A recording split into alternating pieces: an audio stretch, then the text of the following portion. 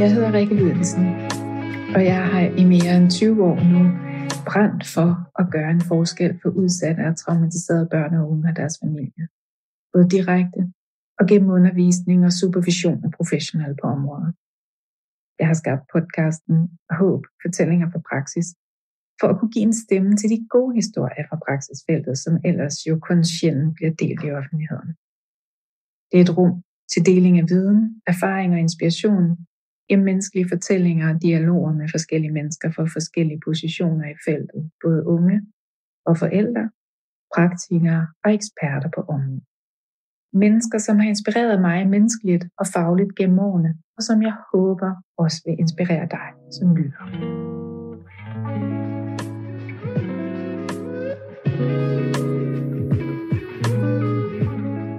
I temaet omkring børn og traumer har jeg nu fået besøg af Denise Schmidt, Knirke Nybro og Dina Krog, og de arbejder alle tre med udsatte og traumatiserede børn, unge og deres familier, og har sammen stiftet klinikken Reconnect i Lyngby, hvor de tilbyder blandt andet traumainformeret familiebehandling og traumebehandling.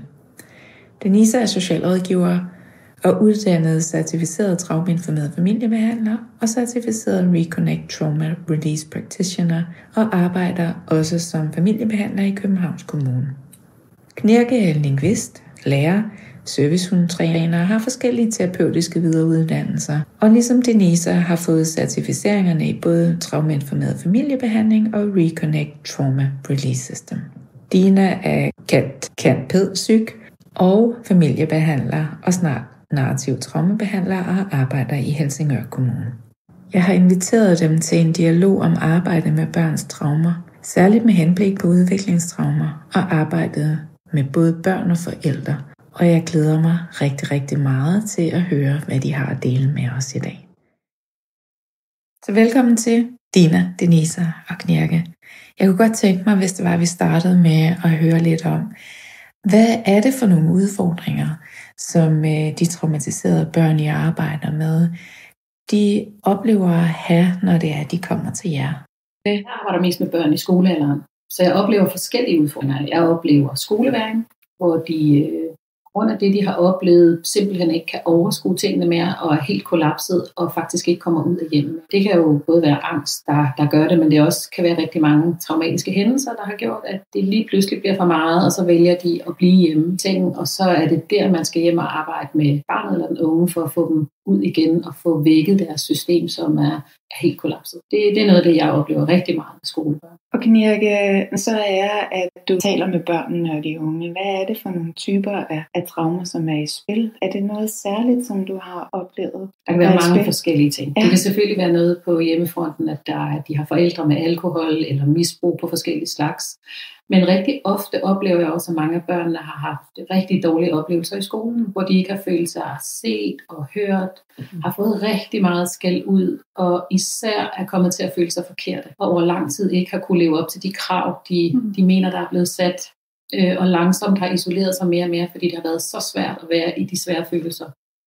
Og de overvældende oplevelser, det har været at være forkert hele tiden, og ikke turde være sig selv. Så den spejling, der har været med, at man skal være noget andet end det, man er, det kan være utroligt traumatiserende for børn. Derudover så oplever jeg rigtig meget børn, der er blevet mobbet i skolerne. Det kan være med overvægt, det kan bare være med deres hårfarve, det kan være, at de har en anden hudfarve, det kan være alle mulige grunde, der gør, at det her barn er blevet mobbet og føler sig uden for fællesskabet. Og når man føler sig uden for fællesskabet, så kan man hurtigt komme til at føle sig meget, meget forkert og ikke være en del af noget. Det kan nervesystemet simpelthen ikke tåle. Så kan det komme op og køre. Det kan være meget overvældende. Det kan også være fysisk vold, at de er blevet slået. Og til sidst, så kan man ikke mere, så lukker man af. Det er nogen, der reagerer på den måde. Og går hjem og bliver på værelset og ikke kommer ud igen. Okay, tak for det. Ja, og Denise? Jamen, det får man til at tænke på i forhold til det her med ensomheden. Fordi når man er blevet mobbet eller har følt sig anderledes og egentlig ikke er kommet i skole, så kan man opleve en stor følelse af ensomhed. Og det synes jeg oplever rigtig meget med de børn, jeg møder. At de mangler venner, de mangler at forbinde sig til både voksne og jævnaldrende for den sags skyld. Altså, der er rigtig meget ensomhed, når det er, at der er noget skoleværing i gang. Altså udover ensomhed, så synes jeg også, der er sådan en helt basisbehov. Der er udfordringer i forhold til sådan noget som søvn og mad, døgnrytmer, der bliver skiftet, og så sover man om dagen og sidder på computeren om natten. Der er rigtig mange, der finder en flugt fra den her ensomhed ved at sidde og spille med nogen på nettet og spejle sig i nogen, der har nogle af de samme udfordringer. Det fører så til nogle andre udfordringer, som kan være cutting, asulsa, spiseforstyrrelser osv., fordi så begynder man at spejle sig i nogen, der også har de samme udfordringer. Du nævner ensomhed. Det at sige, at man er ensom i vores samfund i dag, kan også være utrolig flot og skamfuldt, fordi alle fremviser venner på nettet og være sammen med nogen. Så det med at træde frem og sige, at jeg er faktisk ensom, jeg kan ikke finde ud af det, det er utrolig skamfuldt. Ja. Og når vi først har fat i skammen, så er det rigtig svært at komme ud af igen. Ja. Fordi hvem har lyst til at stille sig frem og være anderledes end de andre. Så gemmer man sig endnu længere ned. Og selvom man er i kollapset og ligger derhjemme, så er nervesystemet stadig i højalarmberedskab. Fordi man skal slet ikke ud og udfordres på den måde, fordi så bliver det endnu værre. Og det gør, at man bliver endnu mere hjemme. Og hvad med dig, Dina? Jeg arbejder jo med en lidt yngre målgruppe, 0-6 år. Der viser det sig jo også i særligt social tilbagetrækning hos de helt små, for de ikke vil have øjenkontakt. De søger ikke kontakt med andre børn eller andre voksne. Deres alarmsystem er i højeste beredskab, ikke? Så de kan fare sammen, når de hører de mindste lyde. Der er mange af dem, der ikke leger, ikke tager initiativ til at søge trøst eller søge om hjælp. Det er nogle af de tegn, vi ser hos de alleryngste. Jeg synes også, der er en vigtig anden i den lidt ældre målgruppe. Det er jo også at udadreagerende. Den ser vi jo også rigtig meget med. De slås, de slår, de driller, de har det skidt, de gider ikke deltage i skolen, de skriver papirerne i stykker, de kommer ikke ind fra frikvarter. Det er i hvert fald meget det, jeg også oplever. Det er enten eller, ikke? Det er fra den ene ende til den anden ende, når der er noget, som har været meget svært at være. Det kan enten være uro, ikke? Eller også kan det være sådan en frystilstand, man er i konstant. Ikke? Ja. Det er ofte de to modpoler, vi ser. Ja, så oversamarbejdende. Det er barn, som også har det svært, som bare oversamarbejder med alt. Jeg skal nok. Det skal nok åbne. Det skal nok hjælpe. Som kan alt og hele tiden er glad og smilende, men som jo er dybt berørt og ulykkelig og urolig inden. Men som har fundet en strategi for at leve med den uro ved at gøre på den her måde.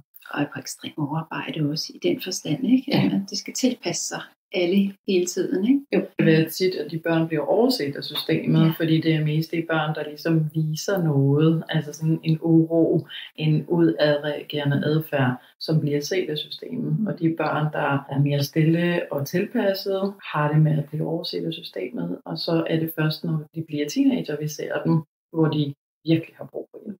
Ja, prøv at sige lidt mere om det. Jamen altså, jeg har jo børn, der for eksempel har været i skole og fået gode karakterer og alt muligt, men som kommer fra hjem, hvor der er både misbrug og hvor omsorgen ikke er der, hvor forældrene har det svært på den ene eller den anden måde. Og så har der måske kommet en underretning fra en psykiatri, et alkoholforløb eller af den ene eller den anden art, hvor kommunerne eller systemet ikke vil tage imod, fordi barnet viser, at barnet trives i skole, får gode karakterer, er sød, er vellidt. Og så ser vi de samme børn senere hen i deres liv, som kommer ind store problemer, som at skære i sig selv, og være for tidligt ud i den seksuelle udforskende områder, være også meget eksperimenterende med alkohol og stoffer og så videre, spiseforstyrrelse. Rigtig ofte, ja. Og så får vi den med der, og så det er jo aldrig for sent, men der er de rigtig skadet. Og det er nogle børn, der aldrig sådan har mærket deres egen behov, fordi de har skulle mærke alle andres behov og please og tilfredsstille først og fremmest deres forældre, men så også i skole og venner og så videre og så videre. Og når de kommer i teenagerne, altså får de en følelse, at de gerne vil mærke sig selv, men det kan de ikke. Der er en tom hylde. Enten tom eller alt for fyldt. Så de slet ikke kan rumme alle de følelser, så de ikke ved, hvad de skal gøre ved dem, og det er destruktive følelser, og derfor kommer selvskaden jo ofte ind, for så får man ud sine følelser ganske kortvarigt i det, de gør det her, men det hjælper jo ikke på den lange bane. Fordi vi behandler symptomerne, eller de gør, men ikke det reelle problem, som handler om at kunne lide sig selv og elske sig selv på den måde. Og kunne mærke sine egne og andres grænser, ikke? Så det er noget af alle de her ting, som vi ser, der faktisk er i spil, når vi tager emnet børn og traumer. Og sådan kommer til udtryk på alle mulige forskellige måder, i forskellige kontekster. Men fællesnævneren er, at der har været sket noget med dem, som har været voldsomt og overvældende, som de overlever i. Ja. Hvad så, når det lykkedes med at hjælpe dem? Nu arbejder jeg sådan i forskellige kontekster og har masser af erfaring til sammen, hver for sig og også til sammen, til at hjælpe de her børn. Så når det lykkes at hjælpe dem med at hele deres traumer, Er der så noget særligt, som forældrene og børnene lykkes med at gøre? Jamen altså, meget obvious. Børn lykkes med at komme i skole. Få venner. Bestå deres eksamener, når de når derop til 9. klasse. Få mod på livet. Begynde at udforske. Være nysgerrig. Så ja, det er nogle af de ting, jeg ser i hvert fald. Som det er, når det er at lykkes dem, så oplever de det her igen, at der sker sådan en slags reconnection til verden. Mindre selvskade, håb og drømme for fremtiden, at det godt kan lade sig gøre. Og forældrene også, at de får mere ro, at deres barn begynder at have det bedre. Det er også det, jeg oplever. Overskud. Ja, også forældrene. En større overskud til at være sammen med deres børn, til at hjælpe deres børn, til at hjælpe sig selv. Jeg synes, der er rigtig mange, der bliver nysgerrige på sig selv, og hvordan de hjælper sig selv, når de ser børnene. Og det er sådan frigivet noget rum til at kigge på sig selv også. Og det er jo sjældent, at det kun er barnet. På den måde behandler man er næsten altid nødt til at være sammen med forældrene også, for at give få et helt billede af, hvad det der egentlig er sket med det her barn, som gør, at det har det, som det har. Og det er i hvert fald der, hvor jeg er lige nu, der arbejder jeg rigtig meget med forældrene også, fordi det er dem, der kan være med til at hele dem, og det er også dem, der skal ændre nogle mønstre, som har gjort, at vi hjælper igen. Det er sjældent, at det kun er børnene, jeg behandler. Som du siger, de bliver nysgerrige, eller de er en del af et familiebehandlingsforløb, som gør, at vi kan arbejde hele vejen rundt, for det tror jeg er vigtigt. Det er jo dem, der var der, da børnene var små. Arbejde hele vejen rundt. En stærkere tilknytning begynder sådan at være inde i en helningsproces, kan man sige, både børn og voksne. Ikke? Og den bliver stærkere, og forældrene får også troen på egen kunde, bliver mere sikre i at kunne støtte børnene i de rigtige retninger, behov og signaler, børnene udviser. Ikke? Og tør tro på, at de må sige nej, også forældre. Nogle af de her problemer opstår også, fordi forældre er bange for, at de ikke gør det godt nok, så de får heller ikke sagt nej på de rigtige tidspunkter. Nej, det er derfor. Og så kommer barnet også til at være urolig i sig selv, for hvornår er det rigtigt, hvornår er det ikke rigtigt. Jeg mærker, at min mor gerne vil sige nej, når hun siger ja. Det vil sige, spejlingen fra barn til voksen bliver ikke korrekt. Eller tydeligt. Ja, og det skaber også uro. Så forældrene lærer også, at det er okay at sige nej. Det jeg mærker er faktisk rigtigt og vigtigt, også for mit barn. Så det synes jeg også, jeg oplever, når vi lykkes. Hvad mere gør forældrene egentlig til med, hvad de gør for at lykkes med at være med til at hele deres traumer? Det jeg har oplevet, det er, at de lytter. Når vi kommer, og det tager nogle gange tid. En af mine hovedpunkter i det her, det tager tid. Tid og ro og plads til at være den, man er, for man tør hele, og før man tør være der. Men det jeg har oplevet, de gør, det er, at de lytter til det, vi siger, og prøver at bruge bitte små redskaber, de får til at være sammen med deres barn. Og det er for eksempel at være nysgerrig på, hvorfor barnet gør, som det gør, og ikke bare korrigere det, eller rette det, eller sige, det er forkert, men lytte til, hvad er det, barnet fortæller. Det er en af de store ting, jeg gør meget ud af. Og hvad med andre? Jamen altså, med de forældre, jeg har arbejdet med, det er forskellige ting selvfølgelig, men noget af det, jeg ser, det er, at de begynder at få noget tillid til sig selv, at de godt kan. Og når det er, at de begynder at få den her tillid til sig selv, så bliver de mere nysgerrige og mere åben for forandring og for at støtte og hjælpe deres børn. Når de begynder at kunne se, hjælper deres børn, at de får en bedre forbindelse til deres børn, de får nogle børn, der lytter, de får nogle børn, altså de får egentlig alle de ting, de har håbet på, bliver connection endnu større, altså forbindelse mellem barn og forældre, og så bliver forældrene endnu mere nysgerrige på at lytte på, okay, hvad har du mere i din værktøjskasse? Hvad kan jeg gøre i det her situation? Og så er det dem, der egentlig, altså det skifter lidt fra, at det er os, der går ind og hjælper, til at det er dem, der bliver nysgerrige på, hvad kan jeg mere gøre her, eller kommer med konkrete situationer. I går skete der det her. Hvad kunne jeg så? Fordi jeg brugte det her, du sagde, men det virkede ikke så godt. Er det noget andet, jeg kan gøre? Fedt, tak. Og Dina? Man kan sige, at mange af de forældre og børn, vi har med at gøre, der er det jo også forældrene, der kommer med traumerne, og nogle gange giver dem videre til børn. Ja. Den forandringsproces, forældrene også skal igennem, det er det der med at kunne adskille, hvad de selv kommer af og fra, og hvad det står i lige nu. Fordi nogle gange er det gamle traumer, som følger med ind i nutiden, som de møder igen. Der er noget, der ligner noget af det, de selv kommer af. På den måde, de nogle gange kommer de videre til deres børn. Ja, sig lidt mere om det, hvordan den der proces egentlig er. Jamen, man kan sige, at det er jo nogle erindringsbilleder, vi alle sammen har, som vi har med os i vores relationer. Så de erindringsbilleder, vi får med, når vi vokser op, det er jo med de forældre, vi selv har, kan man sige. Det er jo nogle af de greb og nogle af de billeder, vi selv tager med, når vi selv skal være forældre. Og når vi står i nogle af de samme situationer med vores egne børn, som vi selv har stået i med vores forældre, så kan vi genopleve de her traumer. Eller vi kan blive rørt af nogle af de samme følelser, som nogle af alle de her følelser, vi har haft i det øjeblik, vi har mødt det her traume. dem kan vi blive ramt af igen i samme situation, kan man sige. Selvom der ikke er noget at være bange for, så kan vi blive ramt af det samme, og vi kan komme til at få nogle reaktioner over for vores eget barn, som også kan give barnet traumer. Det er på den måde, det ligesom kommer som ringe i vandet. Ikke? Og når forældrene så lykkes med at være med til at hele børnene, altså den modsatte proces, hvad er det så, der er allervigtigst, tror jeg, at forældrene gør der? Jamen, noget af det, vi ser, at forældrene gør, det er at få nogle andre reaktionsmønstre, kan man sige. Nogle strategier til, når jeg bliver ramt af det her, så skal jeg huske mig selv på, at det ikke hører til den her kontekst. Ud og trække vejret, jeg kan holde en pause, jeg kan bede min partner om at tage over. Det er sådan nogle helt konkrete ting, forældrene begynder at tage fat på, i forhold til at komme tilbage til sig selv. Og finde ud af, okay, nu er jeg selv forælder, mit barn har brug for mig, og jeg kan ikke hive min fortid frem i den her situation. Nej. Så det er nogle af de her sådan lidt mere konkrete tiltag og strategier, som forældrene bruger.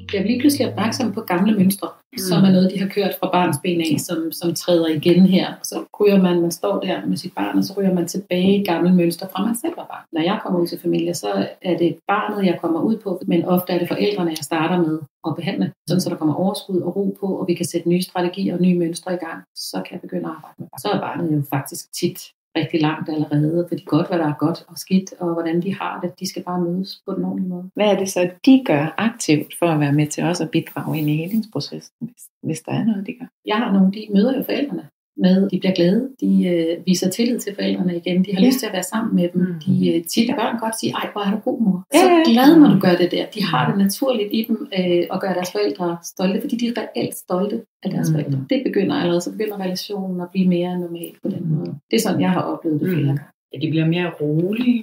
De er også hurtigere til ligesom at komme over nogle udfordringer, så hvis der har været en konflikt med en søskende eller så videre, og mor møder barnet i nutiden, ikke med sin fortid, så er det en hurtig overstået konflikt i forhold til, hvor før kunne det være noget, der tog rigtig lang tid, hvis mor blev vred og skældt ud og holdt fast, og hvad det nu ellers kunne være af mekanismer, hun havde fra sin barndom, hun tog med i nutiden. Så nogle hurtigere overgange, altså børn bliver ked af det, og det er helt okay, og det skal man sgu være i som forældre. Så nogle hurtige overgange, nogle roligere overgange, ser jeg også. Spændende. Børn begynder at kunne mærke sig selv igen. Yeah. Man ser, at de begynder at tage nogle udviklingstrin, de har gået stå i lang tid. Så det er jo ofte sådan meget tydelige tegn på, at de er i helingsprocesser og i bedring. Ikke? Det er simpelthen, vi kommer tilbage til der, hvor at skaderne skete her, og så begynder at udvikle sig derfra. Jo bedre forældre, der får jo mere at fejle deres barn på den rigtige måde.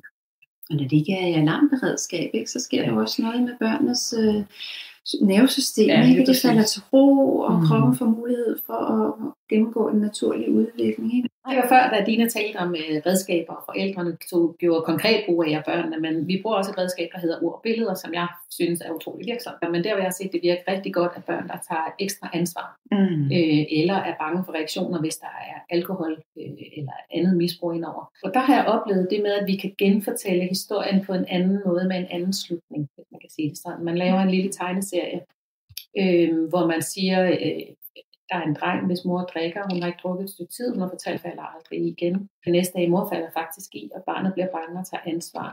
Normalt vil barnet så have gemt det og gået med det og fået ondt i maven, men her kan vi genfortælle, så de kan se på den her tegneserie. Det er noget, vi også gennemgår med forældrene, så de har lov til at sige det her med nye muligheder.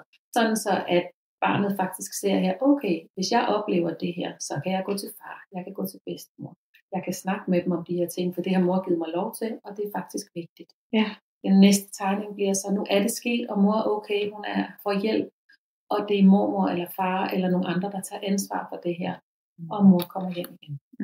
Så på den måde hjælpe barnet med både visuelt og auditivt og gennem det med, at barnet har fået lov af de forældre, det handler om, hvilket også er vigtigt. Vi må godt snakke om det her, så det er ikke skamfuldt, jeg har ikke gjort noget forkert. Så kan vi også ændre den måde, børnene reagerer på, og efterfølgende kan respondere i andre situationer. Så det er faktisk et værktøj, jeg bruger rigtig, rigtig meget. Og det er en lille tegneserie, som barnet får i arbejde med deres forældre, netværk eller hvad der er. Jeg bruger det også, jeg bruger det også en lille smule anderledes nogle gange. Ved for eksempel børn, der har ADHD eller autisme, så kan vi lave nogle tegninger sammen med børnene og forældrene. For eksempel hvis det er svært at lege med lillebror, så kan vi have nogle tegninger hængt op i stuen, hvor hvis der opstår konflikt, eller hvis lillebror siger stop, så kan man kigge på tegninger og se, okay, så kan jeg gå den her vej eller den her vej. Altså der er nogle muligheder, jeg har. Fordi at de bruger jo rigtig mange ord. Og det er ikke altid, at børn responderer lige så godt på ord, måske heller ikke også voksne. Vi er måske lidt mere visuelle, så derfor er det en god redskab at bruge, når det er, man ikke skal bruge ord.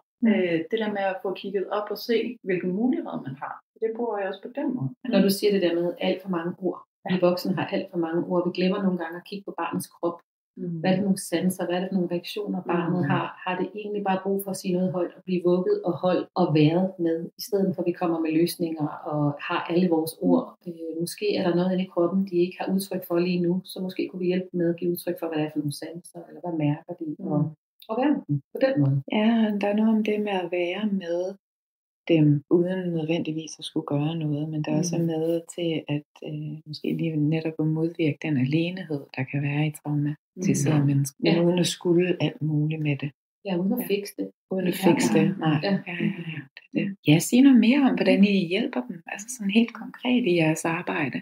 Med den lidt yngre målgruppe, som jeg har at gøre, der er det jo også primært forældrene, som vi hjælper, kan man sige, for at kunne hele barnet. Det kan vi både gøre gennem spædbørnsterapi, altså hvor man laver historien sammen med forældrene. Forældrene fortæller historien, vi skriver den ned på en måde, der er tålelig at høre for et barn, og slutter altid af med noget håb til, hvad der har været sket. Ikke? Det er det.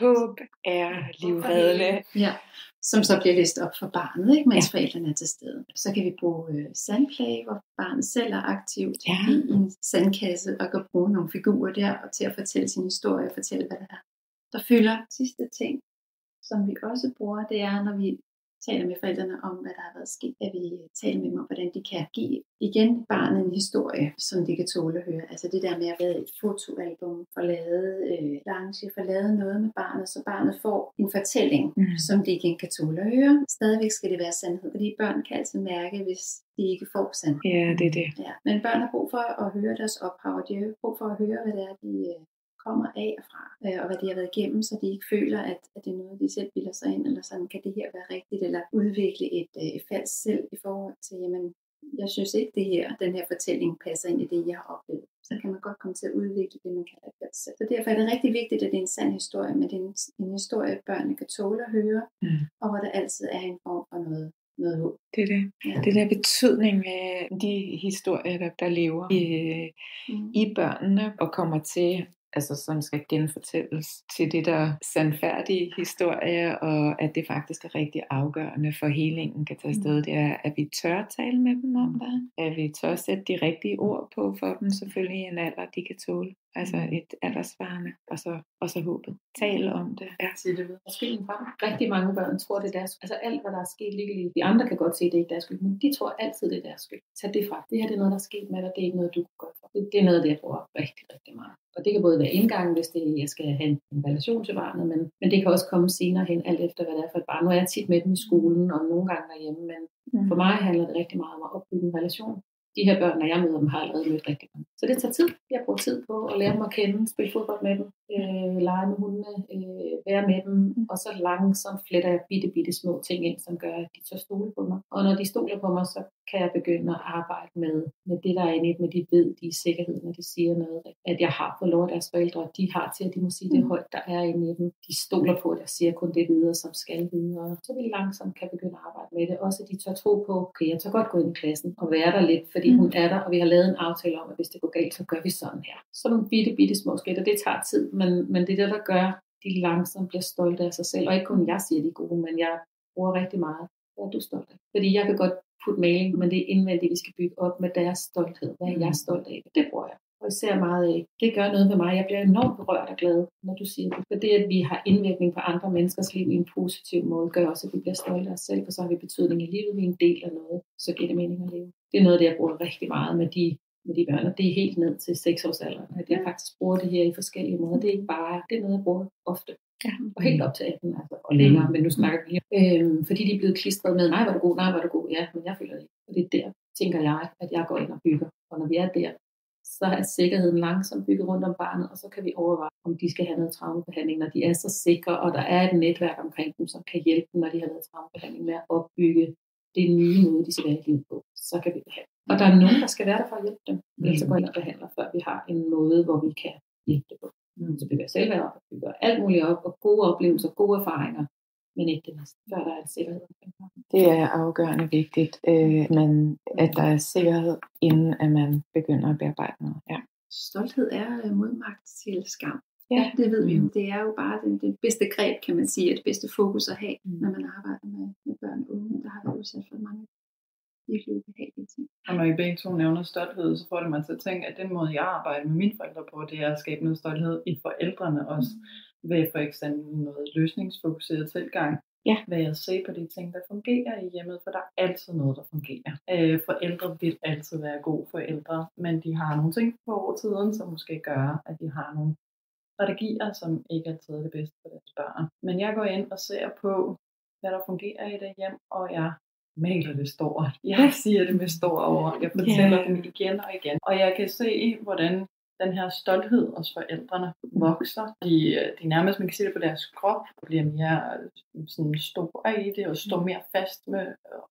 Og når det sker, så begynder det også at fjerne noget af deres skam, som gør, at de føler, at de er gode forældre for deres børn, og så sker der noget magi der. Så når man ser på, hvad fungerer, og virkelig fortæller det til forældrene, så begynder de også at få en følelse af, at de er gode forældre. For i virkeligheden er der rigtig mange af de her forældre, vi arbejder med, der har en følelse af, at de er ikke gode nok forældre. Kig på undtagelserne, ikke? Ja, lige præcis. Og forstørre dem i alle henseender. Ja. Og folde dem ud. Hvad var det, der skete der, siden det lige lykkedes for dig og for dit barn afsted lige i torsdags? Selvom det ikke lykkedes de sidste halve år, hvad skete der lige? Og så folde det ud. Og jo mere du folder det ud, jo mere virkelig bliver det også for forældrene. Og jo nemmere bliver det for dem også at kunne se for sig, at det kan ske igen. Kan man gøre det en gang, så kan man gøre det igen. Så synes jeg det med, at vi møder både børn og voksne med, hvad har du egentlig brug for? Det er ikke bare, nu skal du gøre sådan og sådan og sådan og sådan, for det har jeg oplevet før, men hvad har du reelt brug for? Sådan, så de har mulighed for at gå ind og mærke. Hvis de så siger, det ved jeg ikke, så kan vi være nysgerrige sammen med dem. Og det gør jeg også med børnene. Tit i skolerne har de fået at vide alt det, de skal, men bare, hvad har du egentlig brug for lige der? Hvad er det, der gør, at du bliver ked af det? Lad os kigge på det sammen. Jeg kommer i tanker om, at en anden metode, jeg bruger, det er spejling. Der er rigtig mange af de forældre, jeg arbejder med, som ikke er blevet leget med, som ikke har haft en oplevelse i deres barndom, at der er nogen, der har spist sammen med dem. Altså, de har været meget alene, osv. Så nogle gange har de simpelthen ikke de erfaringer. Så jeg gør det, at jeg begynder at lege med børnene, så de kan se, hvordan man kan lege med børnene. Jeg sidder ved dem ved spisebordet og spiser mad, så de kan se, hvordan man spiser sammen som familie osv. Så det der med, når man ikke har fået de spejlinger i sin opvækst, så kan man måske få dem senere hen i livet. Være derinde der. Og jeg forklarer altid forældrene, hvad det er, jeg gør. Altså, det er ikke noget... Du sætter dig ikke bare ned og spiser deres mad. Nej, det er et bevidst værktøj. Og det synes jeg også siger rigtig meget, fordi nogle gange det her med at lege, det kan faktisk være rigtig svært for rigtig mange forældre. Det jeg oplever rigtig meget. Og ved at sætte mig ned med børnene og lave en leg og fuldføre den til enden, så de kan se, hvordan, og måske inddrage forældrene, som lad os nu sige, vi leger i restaurant. Så sidder vi der ved et bord, og så laver barnet mad, og så videre. Vi bliver ved og ved, indtil legen er færdig. Det kan være rigtig svært for mange forældre at være i legen, fordi de ikke selv har oplevet, at der er nogen, der har været i legen med dem.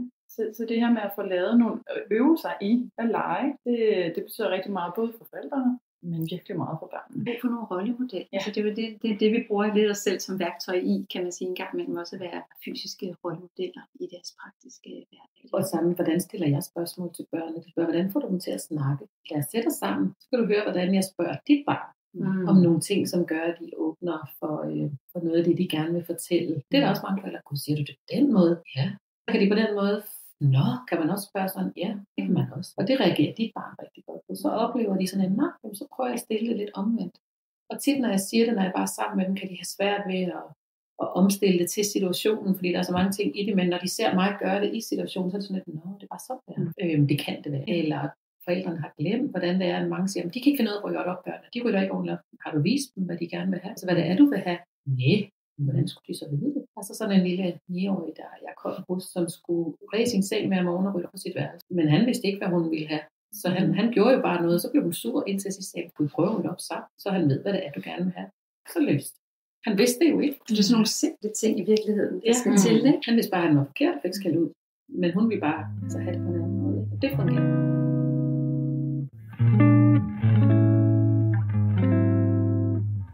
Jeg har jo den her viden omkring, når neuroner styrer sammen, fyrer de sammen. Og hvis forældrene ikke har de her forbindelser i forhold til deres egen opvækst, hvor det er, at man ved, hvordan man leger, man ved, hvordan man rører op, og alle de her ting, så har man ligesom ikke det i sin hukommelse, hvordan skal man så lære sine børn det? Så det vi går ind og gør rigtig meget af, altså simpelthen hjælpe for at skabe de her forbindelser i hjernen. Og vigtigt for mig at sige, det er jo ikke kun, når man sætter barnet hen og siger, fix mit barn.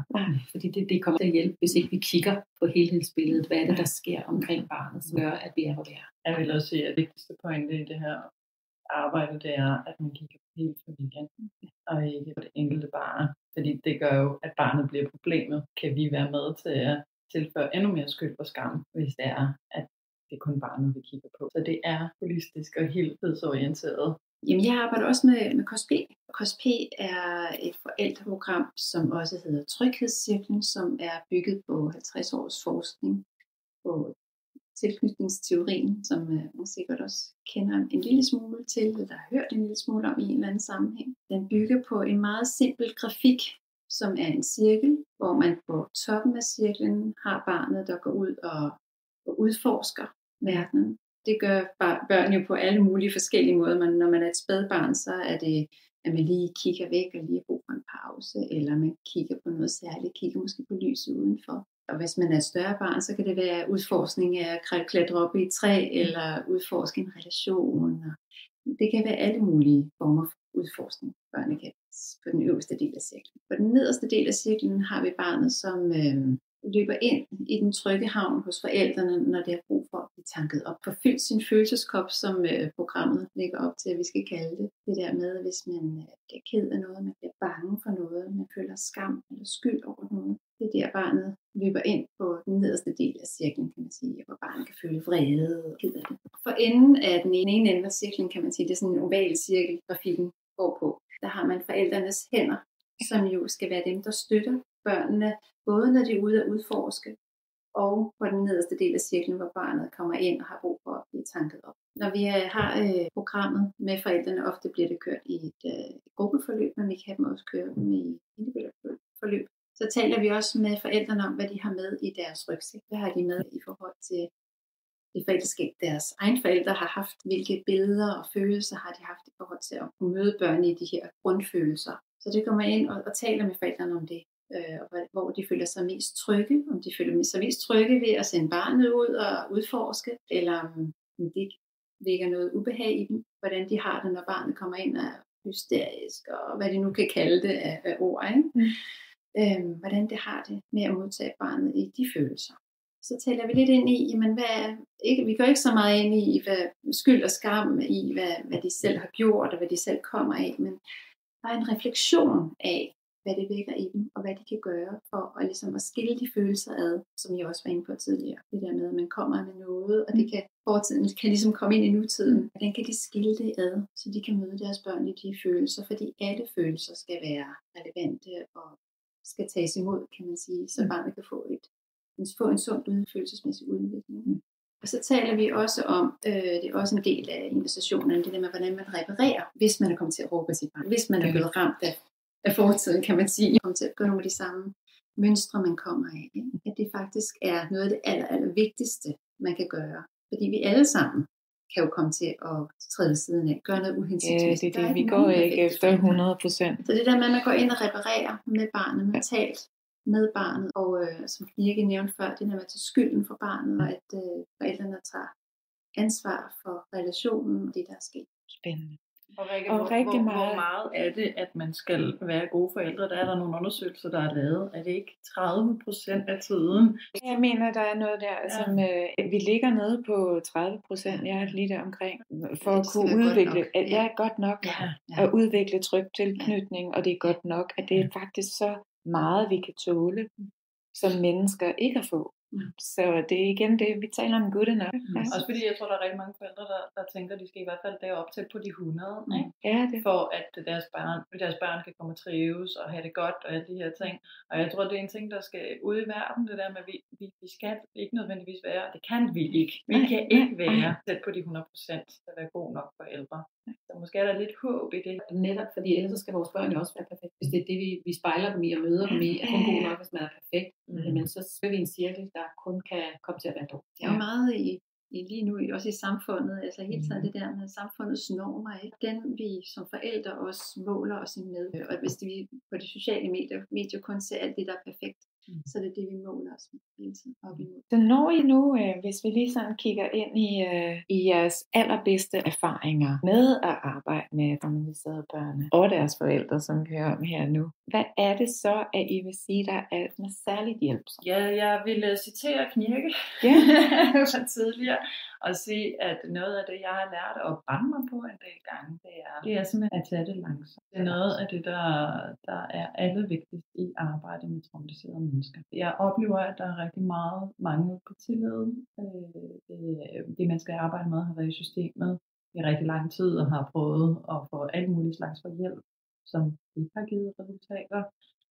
Så når jeg er nummer 50 på listen, der kommer ind i hjemmet, og de har en idé om, at jeg kommer for at fikse et eller andet, så synes jeg, at det bedste resultat, jeg har givet, det er, at jeg læner mig tilbage og giver den tid. Og det er jo ikke fordi, at jeg oplever, at jeg ikke laver noget, når jeg læner mig tilbage. Men det her med at læne sig tilbage og være omsorgsfuld og lægge mærke til de ting, der fungerer, det har jeg lært at give rigtig meget. Jeg tror, at der jeg også er, det ydmyghed overfor de menneskers historie. Ikke at på forhånd komme ind og tænke, at jeg kender dem, men være ydmyg overfor, hvad har de oplevet, og hvordan, jeg kan godt være, at jeg har en fortælling fra nogle papirer, jeg har læst, men hvordan har de reelt oplevet den situation, og være lyttende til, hvor er de henne, og hvad har de brug for. Den ydmyghed tager jeg med mig hver gang, jeg træder ind i et nyt hjem, fordi vi er så forskellige. Så tid, ydmyghed og respekt.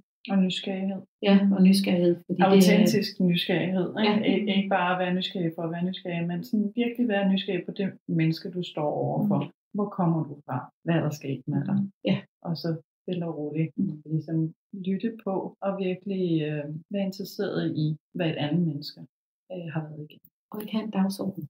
Yeah. Eller ambitioner på de mennesker. Jeg har, da jeg var yngre og stadigvæk gør det indimellem, slået mig rigtig meget på at have en idé om, hvor de hen. Og det skal de på den måde. Men netop slå ambitionerne væk. Og simpelthen bare, hvad er det, der er på? Ja, du siger ordene med, hvad der er sket med dem, hvor det er jo en stor opmærksomhed. Jeg har i hvert fald det med, at vi skal skifte fra, hvad der er galt med dem, til hvad der egentlig er sket med dem, der gør, at det ser ud på den her måde nu, for at kunne finde os ud af, hvad er det så for en rejse, vi skal invitere mænd i hjem til dem selv. Og lige præcis der har jeg sådan et ret konkret eksempel, som jeg har oplevet her for nylig. Det er en far, som kommer fra en anden kulturel baggrund, og har et barn, der er anbragt, og han har sådan her i de sidste 6 år fået rigtig meget familiebehandling og alt muligt, psykologhjælp og været forbi en masse eksperter og specialister. Og noget af det tema, der har været op, det har været øjenkontakt. Og der er rigtig mange, der har fortalt ham, hvordan han skal have øjenkontakt, hvorfor han skal have øjenkontakt, og alle de her ting. Og da jeg møder ham, så taler vi lidt sammen, og jeg bliver så nysgerrig på, hvordan det kan være, at det er et issue. Altså, hvordan kan det være, at det er svært? Og så læner han sig lidt tilbage og kigger lidt nysgerrigt på mig, og så siger han, jamen, der hvor jeg kommer fra, er det farligt at kigge folk i øjnene? Hvordan kan det være? Jamen altså, man kan blive slået ned, man kan blive anholdt, man kan blive alt muligt, hvis jeg kigger folk direkte i øjnene. Så jeg forstår ikke, altså jeg er bange for at kigge folk i øjnene. I 6 år er der ikke nogen, der har været nysgerrig på, hvorfor han havde svært ved det her øjenkontakt. Apropos det der, hvad der skete med dig. Men har prøvet på sådan indlære, at det er vigtigt, og det er godt, og alt mulige ting, uden at have en forståelse for, hvorfor faren ikke havde lyst til det. Det havde vi så en samtale efter, og for første gang, fordi vi snakker så om, han siger til mig, der hvor jeg kommer fra, der overlever folk stadigvæk, selvom vi ikke har øjenkontakt med hinanden. Og så fangede jeg den der overleve over, og sagde til ham, at da vi havde første møde, så sagde du til mig, at dit håb er, for at dit barn skal trives, og have det godt, og være lykkelig, og alle de her ting. Du nævnte ikke, at du ønsker, at han overlever. Så jeg tænker, at det, du har lyst til, det er, at han kommer i trivsel, og ikke bare overlever. Og der slog det bare klik for ham. Det var sådan, det har du da ret i. Han skal være glad. Han skal ikke bare overleve. Og så kunne vi have en snak om en kontakt derefter. Smukt. Ja. Tak for det. Ja, det er virkelig et godt eksempel på, man kan sige, de teknikker, som vi bruger, der bare kan få tingene til at vende, selvom de har været i systemet i årevis. Så kan det være sådan nogle små teknikker, man ved virker. Altså bare ved at være nysgerrig på et andet menneske, frem for at have en, som du siger, Knirke, en bestemt dagsorden til, hvad skal du her, og hvor vil vi gerne have dig hen.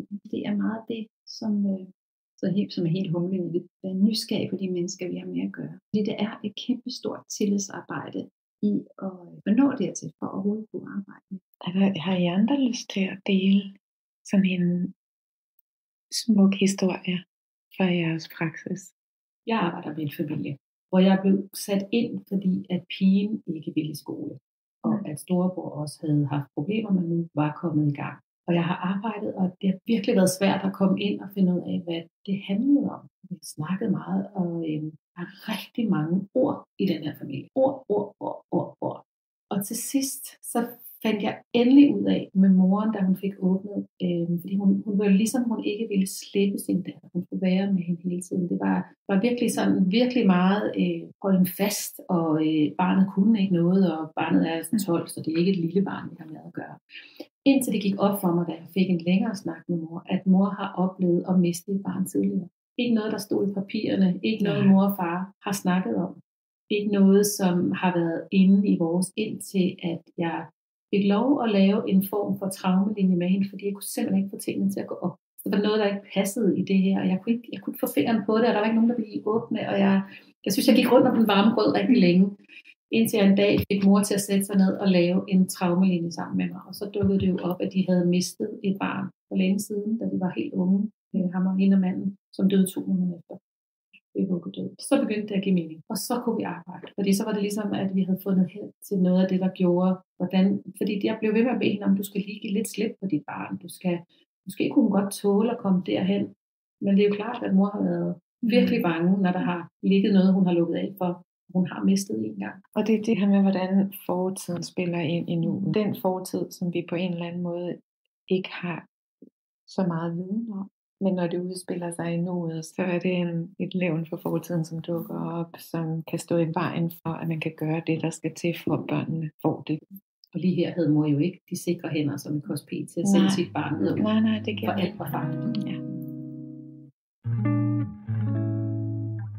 Der var også nogle gange video ude i hjemmene og beskriver for forældrene, hvad det er, vi ser, der sker i deres samspil. Hvad er det, der er svært? Og vi så efterfølgende beskriver det, så har de stadigvæk svært ved at kunne se det.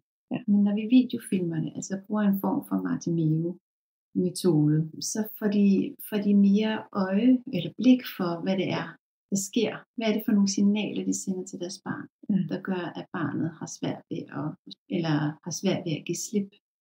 Det kan være, nu har jeg for eksempel en familie lige nu, som jeg har haft igennem noget tid, som jeg faktisk har haft gennem KSP, som jeg nævnte lige før. Hun havde stadigvæk svært efterfølgende med at kunne praktisere den viden, hun havde fået i forhold til at kunne se sit barn på cirklen. Hun har et barn, som søger enormt meget tryghed og har rigtig... Så det der med at komme hjem og se, og komme hjem og filme, hvad det er, der sker i det samspil. Hvad er det, hun responderer rigtig godt på? Og hvor er det, der har vi som regel fokus på det, der sker godt. Man siger, alt det, der fungerer. Prøv at se, hvad hun gør lige der. Der kan hun faktisk slippe. Og der kan hun se, hvad der sker der, hvad det er, du signalerer lige der. Så man igen forstørrer det, der fungerer, så man ikke kun har fokus på alt det, der ikke skal ske. De er 30% frem for de 70%. Og billeder i stedet for ord. Kropsberøringer. Altså kramme børnene, være sammen med dem i deres sanser, ikke alle ordene. Det er meget forskelligt, hvordan vi som mennesker har brug for at få læringen ind, kan man sige. Nogen kan sagtens bare komme og få noget vejledning, råd og vejledning, få en traumaterapi og arbejde med det i noget tid, praktisere det og udføre det og implementere det selv. Andre har brug for, at vi går mere konkret til det og skaber nogle billeder omkring det. Så det er i virkeligheden jo nemlig at tilpasse. At vi tilpasser os de mennesker og skræddersyrer det, som de har brug for, mere end at vi kommer med vores dagsorden og lægger den ned over en helingsproces. Og der er ikke en metode, der passer til alle. Der, som som behandler, tænker jeg, at man skal være opmærksom på alt muligt, der er derude, for ligesom at kunne hjælpe det unikke mennesker, du står overfor. Fordi du kan ikke putte folk i en kasse, og nogle gange skal man sådan kombinere flere metoder for at det er hjælpsomt for det mennesker, du står overfor. Respekten for, hvor langt de vil gå. Nogle gange kan jeg have ambitioner om, at de kan komme meget længere, og den skal jeg lægge på hylden. Fordi det kan være, det er nok for dem, og det er godt nok. Jeg tror, det er noget af det, der er rigtig vigtigt at være opmærksom på, som behandler ens egne ambitioner omkring de mennesker, man arbejder med. Fordi jeg hørte dig sige lige før, at du har slået dig lidt på det, også for nyligt, og det kunne jeg genkende rigtig meget i mig selv, at jeg også kommer til at gøre en gang imellem, at jeg har for større ambitioner. Eller ikke for store ambitioner, det er mine ambitioner, og ikke familiens ambitioner. Og der skal man igen være nysgerrig på, hvad er det familien har for nogle ambitioner? Hvor er det, de vil nå, og hvordan vil de nå derhen? Altså igen det her med nysgerrigheden omkring, jeg skal jo være værktøj, og jeg skal ikke gå ind og ændre. Altså jeg skal ikke være den, der går ind og ændrer noget, men jeg skal være et værktøj, familien kan bruge, så de kan ændre noget. Så tror jeg, at vi er ved at nærme os vejs ende i forhold til den tid, vi har til rådighed. Så hvis vi lige zoomer ind på, at I lige, hvad jeg så lige tænker over, om der er noget, I lige tænker, der er sygt vigtigt at få sagt her til professionelle, som arbejder med traumatiserede børn, eller forældre, som har et traumatiseret barn, som de skal hjælpe for hele. Nu siger du traumatiseret, men hvis ikke man ved det, så synes jeg, det er så vigtigt, at vi kigger på traumerne, før vi begynder at diagnostisere. Det er så vigtigt, og at der er tid og ro, og at man møder barnet der. Det er det aller vigtigste. Der er så mange børn, som får en diagnose, som aldrig får det bedre, fordi det reelt er traumer, der ligger der, som har samme udtryk som mange af diagnoser. Så en af mine store ønsker til alle professionelle er at kigge efter traumerne før i diagnosen. Ja, jeg tænker også, noget, der er rigtig vigtigt at få sagt her til sidst, det er, at vi alle sammen har traumer. Og at det er vigtigt for os professionelle at få kigget på os selv, for at kigge på, når vi arbejder med familierne, hvornår vores fortid kommer ind i nu. Og simpelthen, jeg tror for mange er traumer sådan en misforstået ord. Ja, prøv lige at sige lidt mere om det. Jamen, jeg tror, vi har en forståelse af traumer. Det er nogen, der har været i krig, der har oplevet, eller biluheld, eller det er jo ikke sådan, jeg forstår traumer. For mig er det, når der sker noget for en, men det, der sker i en, når den her begivenhed sker. Altså for eksempel, hvis du har været en bilulykke, er det ikke nødvendigvis, at du oplever det som en trauma, hvis det er, at du har gjort et eller andet, løbet væk, eller whatever. For dig kan det være ikke en trauma, og for andre kan det være, fordi det er det, der sker ind i. Det er ikke, hvad der sker, men det er, hvordan vi oplever det indeni. Lige præcis. Og det er overvældelsen i nervesystemet. Ja. En rystelse. Kan man kalde den, ikke? Ja. Det kan jo være ofte de værdier, der bliver trådt på, eller ikke bliver mødt. Man plejer gerne at sige, at hvis ikke man bliver mødt med en passende social respons i en rystelse, så kan det sætte sig som et traume. Jeg oplever også for eksempel, der er rigtig meget i skilsmissefamilier, hvor der er en høj konflikt mellem forældrene, at der er børn, der oplever en forandring i dem selv, fordi de skal undertrykke deres egen behov, fordi de bliver nødt til ligesom at behage deres forældre og har behov for begge deres kærlighed, men når de er i kamp og i krig, så bliver barnet hele tiden udsat for det her nødvendighed til at undertrykke sin egen behov for at kunne se på forældrenes behov. Og der sker der et trauma, og det er jo dagligdag, vi taler om. Det er hver eneste dag, det giver en konflikt for mor og far, overvejelser hele tiden, og det sker ind i kroppen og ind i sindet på barnet. Og det er der, hvor konflikten mellem tilknytning og autenticitet, den virkelig bliver sat i spil, og hvor autenticiteten vil blive lukket ned til fordel for at kunne være knyttet til sine forældre. Ja, det er det. Ja. Tusind tak, alle tre, for at I vil komme og dele alle jeres erfaringer og perspektiver og måder og metoder og fortælle nogle smukke historier. Tusind tak. Selv tak.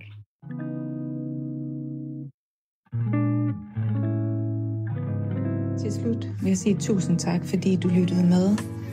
Jeg håber, du fandt det rigtig inspirerende, og så vil jeg minde dig om, at der er håb for healing.